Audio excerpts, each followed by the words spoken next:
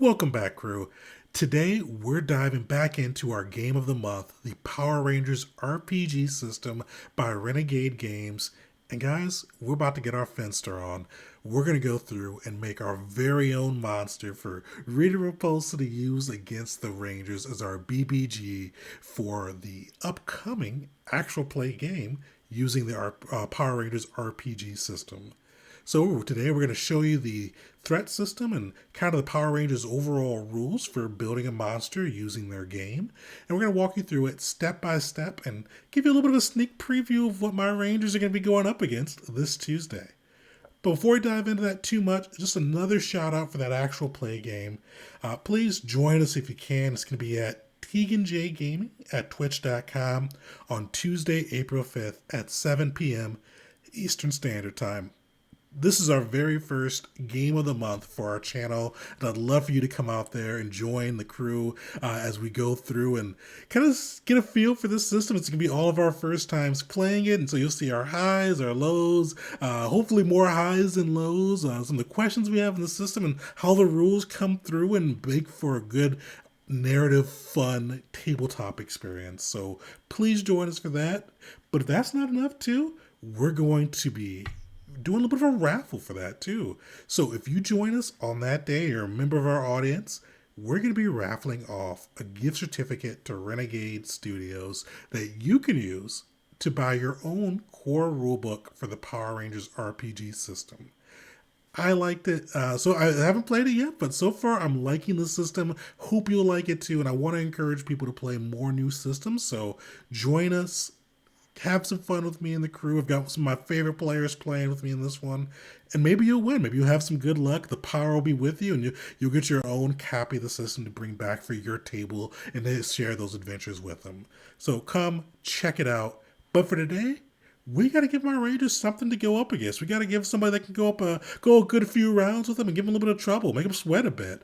We're going to build a monster using the Ranger threat creation system. So in a second, you're going to see my screen flip. It's going to go to the PDF that they posted recently to their website going over how to create a threat, which is what they call their monsters. So a couple clarifications. This is not in the core rulebook. This is a link they put on their website.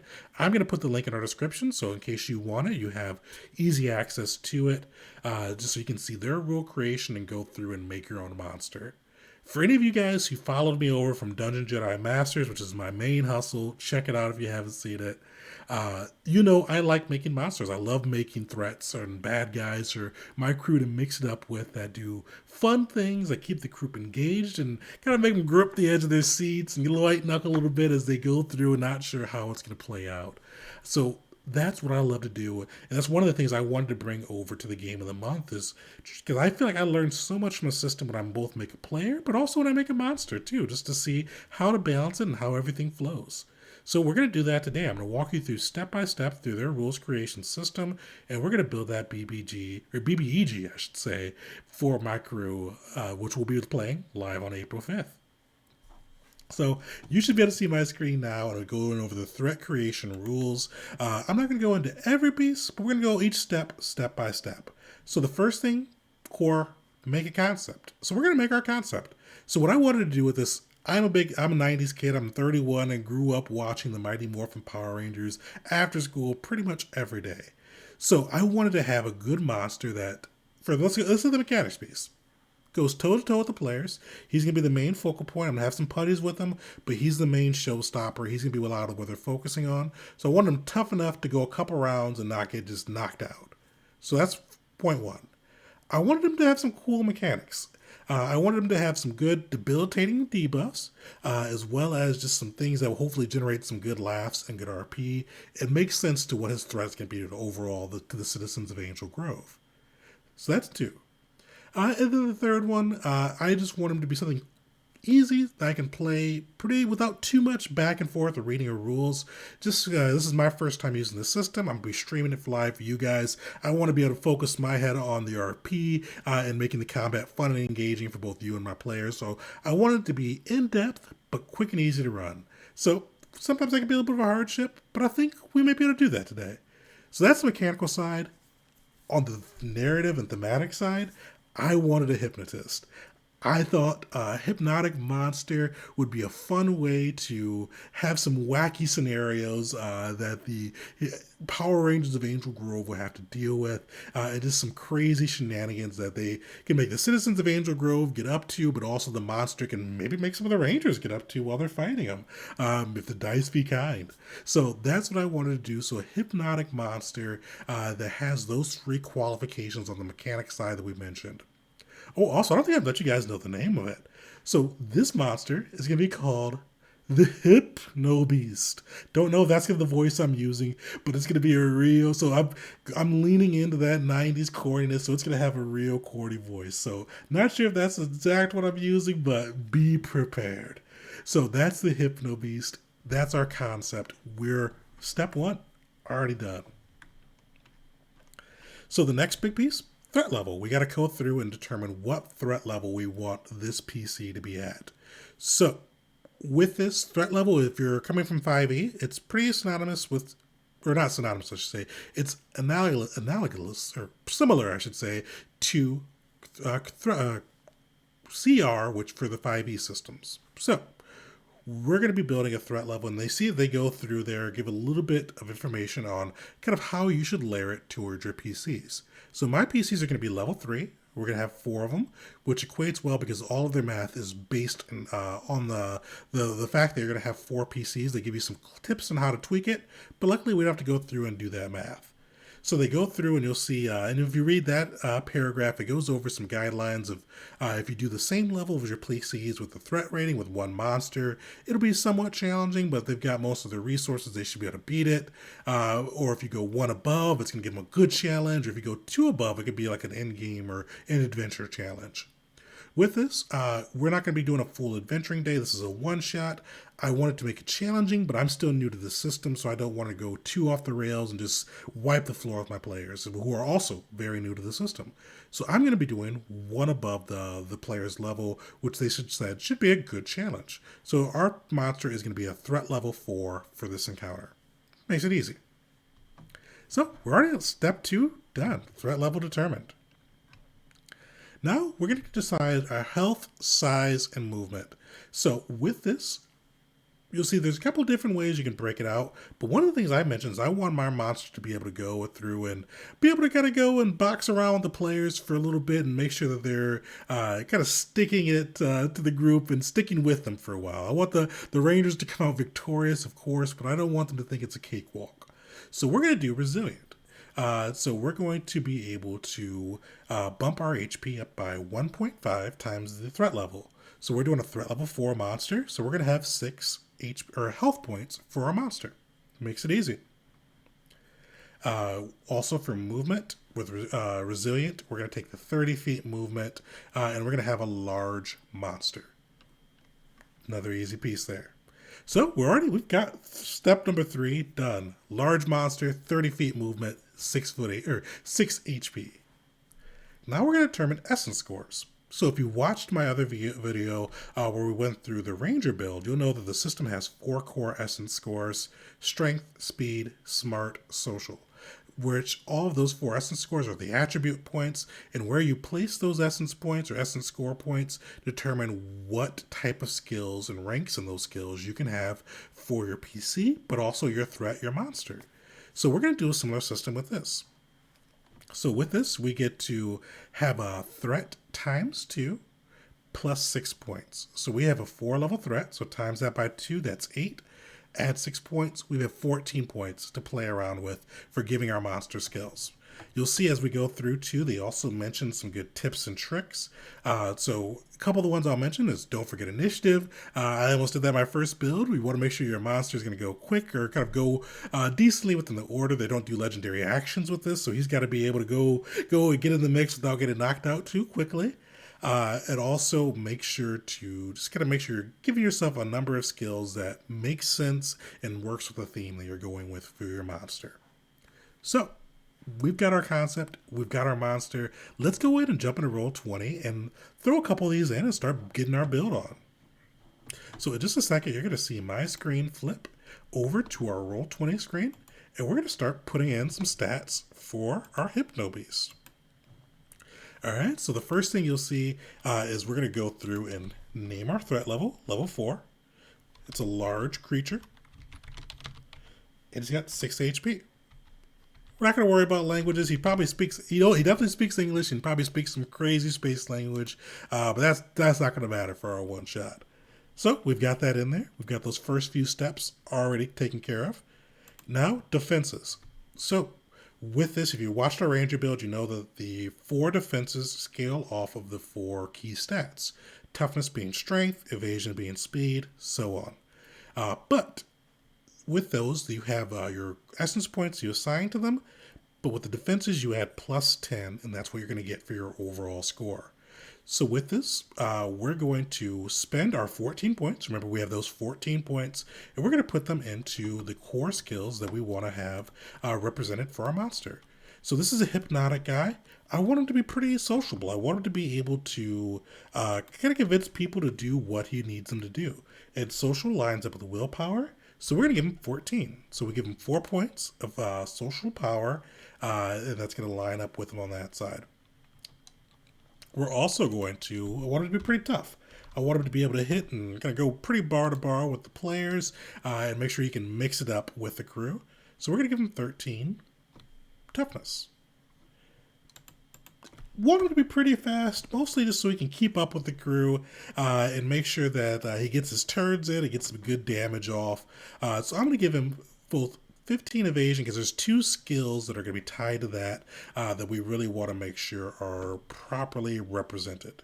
So you see we've spent 3 points here, 4 points there, 7 there altogether, 5 points overall for evasion, puts us at 12. So we've got 2 left for cleverness. So we're going to give him 2 in smarts for 12 cleverness total. So we've got our stats determined.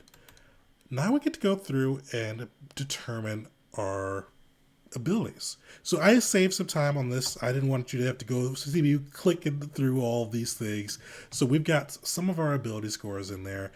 So alertness, which is based off of social, we've got him at a D2. Actually, I put that in wrong. So we're going to get to actually put in some of these abilities. So alertness, he's got 2 points in smarts. So that's going to put him at a D4. So anytime he needs to roll an alert roll, he'll roll a D4 with it. So he's got alert a D4, initiative, which is going to scale off of the evasion skill, which is kind of use some of our dice on that side. There's 2 big things competing on the evasion dice or the for us. So we had initiative at a D4, so that's 2 points in initiative. And the other 3 points are used to have a ranged attack to make sure that he can kind of keep up if the Rangers pull out their blade pistols or blaster pistols and stay back and try to blast them from far. We wanted to make sure he had some good options to keep it in the mix and make sure he's challenging our Rangers. But we also gave him Might 6, so if they get in close, use some martial arts. He's got some good unarmed strikes. He got the Hypno Smash, what we're going to call it, so he could go through and mix it up even if they decide to get in close with him. And then finally, we've got Persuasion, which we're putting at a D6. I want him to be able to manipulate people. And one of the cool things with this system is you can use Specializations. What that means is he's got a D6, which means he hit the D2 and D4 rank before. With Specialization and a skill, if it comes up, you'll roll all 3 dice. So he'll roll that D2, D4, and D6 and get to choose the highest. So with Hypnotics, I wanted to make sure that he's able to go through and really be able to manipulate people, and he has a skill or ability that's tied to that for combat too. Nice thing with the Specializations, they give some suggestions in the books, but for your GM like myself or a player that you can work with their GM, that's pretty wide open. You can go through and make something that fits your PC, your monster, and that's what I did with Hypnotics.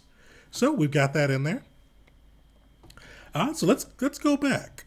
So we've got that going. So we've got skills selected. Next portion is going through, and we're going to see perks, powers, and hang-ups. So we've got some perks, some powers, some hang-ups. So with our guy, we're going to be building a hypnotic monster by Rita Repulsa. So for the perks, and for my art example, think Hypno from the Pokemon game. I wanted to have a little talisman that he's kind of moving back and forth and using to manipulate the crowd and manipulate the Rangers. So that talisman is going to be both part of his perks and powers as well as his hang-ups. So let's get the hang-up first. The hang up is going to be if he loses that talisman, and the players can go through and try to find ways to remove that from him, he's going to lose two of his perks and powers that we're going to go through in just a second. So let's put that hang up in there. So we're going to call that the Hypno Beast Talisman. And unfortunately, I already wrote this up. So our Talisman of the Hypno Beast, I should say. And I wrote this up so you don't have to watch me type this through. So we're going to put that in there just so I know when I'm running this, this is one of his hangups. And that's one of the nice things with the system is it encourages you as the DM to have different hangups for your monsters to really kind of reflect the show. When they did all these things, all of Rita's monsters had some crazy drawback that would make kind of fighting them a little bit difficult. And this game allows you to really reflect that. So we've got the Talisman of the Hypno Beast in there. So he draws his strength from his talisman, and if he no longer has access to it, some of his powers aren't going to work, and we're going to call those powers out as we put them in there. Also, if players attempt to attack the talisman directly, just have their dice shift down by 1, and for one hit, pretty much, it'll destroy that talisman. So it doesn't want it to be too hard, but you want to make sure that they've got a little bit of skin in the game if they go after it. So we've got his hang up. Let's get his perks, powers, and attacks. So one of his perks, and I've already got this one already put in there, Hypnotize Confidence. Basically what that means is anyone who can hear, any of his allies that can hear the Hypno Beast, has any of its dice rolls shifted up by 1 as long as the Hypno Beast has its talisman. So if they're making like a martial arts attack, so they've got your putty scrapping it with your group, rather than roll a d4 like they normally would, they'd roll a d6. So it makes them a little bit more lethal, gives them a little bit extra challenge and more incentive for your players to and hopefully realize to get rid of that talisman. So we've got that in there, we've got a hang up, we've got perks. Now we just need to put some powers and attacks. So I've got 2 powers I'm using for the Hypno Beast. One of them is pretty common within the Ranger kind of game. It's the Grid Blink, which is their teleport. So it's 2 per scene, and it's a move ability. So I wanted them to be able to teleport around in case they start ganging up on him or somebody's taking range. He can kind of go through and get some distance on them. So he's got this ability. He could use it twice per scene. And then he can also, it's a move ability too. So it's part of, he uses his move action to use.